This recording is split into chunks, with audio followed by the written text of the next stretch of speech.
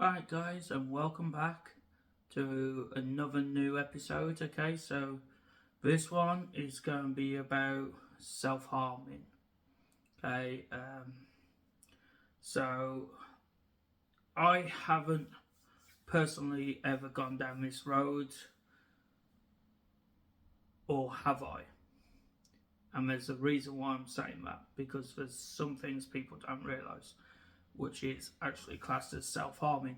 And I didn't realise this actually until I did my MHFA England course. So here are some factors to why some people in the world do self-harm. So expressing and coping with emotional distress. They're trying to potentially feel like they're in control of what happens to them, no matter what. Some consider it a way of punishing themselves,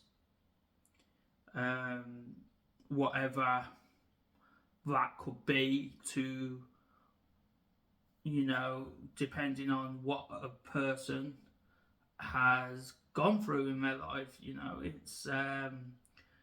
It's quite a scary thing when you think about it, and it could be also a cry for help. That's one I've heard people say to me before when I've asked them why they've done what they've done, and they say it's a cry for help. So those are some of the factors from studies what show why people do self-harm. Okay, so now I'm going to go on to the common ways of how people self-harm themselves. So obviously we all know, like, burning yourself, whether it's with a lighter, a match, or even putting out a cigarette on themselves. Punching walls, randomly punching walls or doors. That can be one. If they're not exactly angry about something and just lash out and punch a wall door because they're angry. If they're just randomly doing it, that can be self-harm as well. It's classed as. Another main one, what you hear about from a lot of people, is cutting themselves.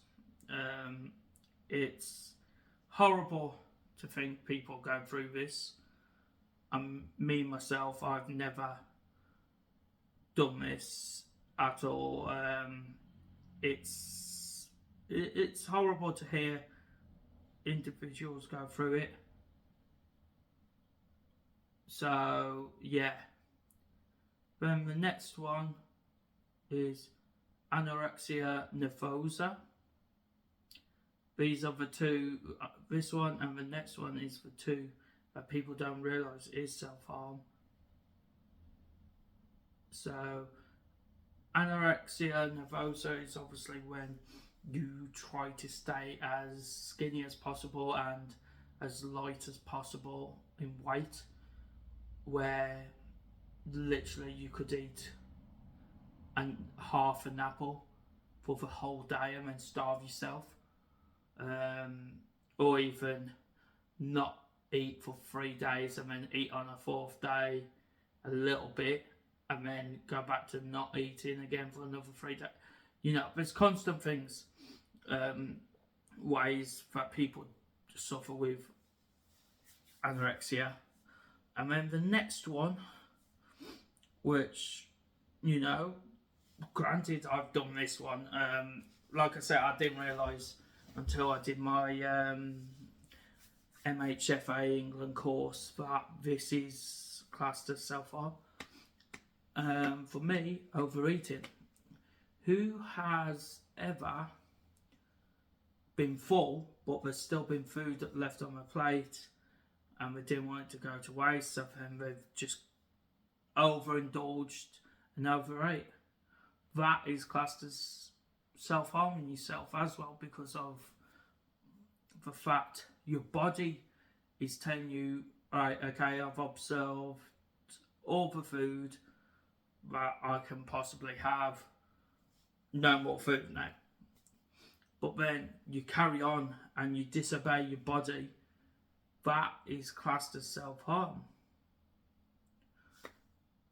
Another example I'm going to use is, say if you're on medication for a health reason, say, and you stop taking that medication, is that technically classed as self-harm or not? Yes, it is, because of the fact being you need that medication for whatever it is, whether it's a heart disease, a kidney disease, you know, anything like that, and you stop taking your medication, that is causing self-harm to your body, because that medication is helping you through your condition you have, your life condition, whatever it may be. But if you stop taking it, then what's going to happen to your body?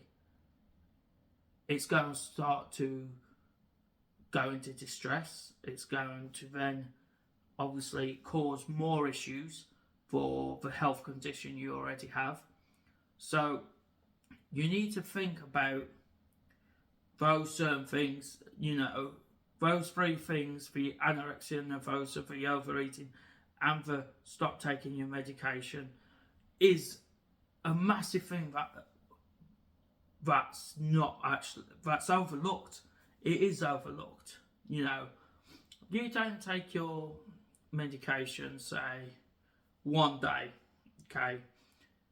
Yeah, it could affect you, but not as much as if you decide to stop taking it for like a week or 2 weeks or even months. You know what I mean? Because then the damage is done and you can be worse off. So in a way you have self-harmed your body by that.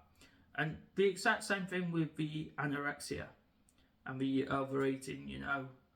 You put so little on your plate and you have the tiniest bit of it, you throw the rest away just because you want to stay skin and bones, is the term, and as light as you can be on the scales and slim. And it's not good for you. Overeating is not good for you. I've, since starting doing this MHFA and all this motivation and everything, I've actually started listening to my body a lot more. So when I'm full, I don't carry on now. I just straight away go and put it in the bin, and that's it, done. I remove the temptation to carry on eating just because there's stuff still on my plate. So I literally feel like by doing that, I am improving myself and my body, and I have honestly started seeing improvements in myself.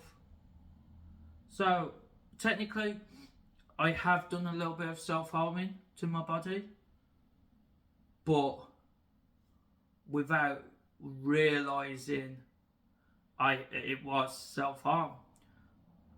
Now, there's plenty of things you can do to help with self-harm, whether it's yourself or someone you know. So there's charities out there that can help you. There's the therapy option. Well, I went down for my mental health, even though therapy failed me.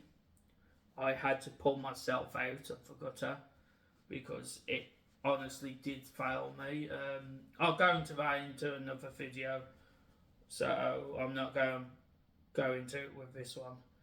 But then you've got CBT, which is cognitive behavioural therapy, and that is what I'm learning myself, and it's very interesting and it's very good, and I'm going to be developing my skills on that as we go along in, not just on the YouTube but on Instagram, in everyday life.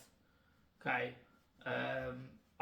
Since doing my training, I look at things a lot differently now in life, and for the better. So, for me personally, out of those three options, I would choose someone who knows about CBT, and someone who, I'd honestly go with someone who you can trust. Who you know and who you can trust to keep an open mind and listen and then talk back to you, and then listen and then talk back to you. The therapy, I think, it's failing. Mental health organisations right now, places like St George's in Stafford, it's gone to shambles.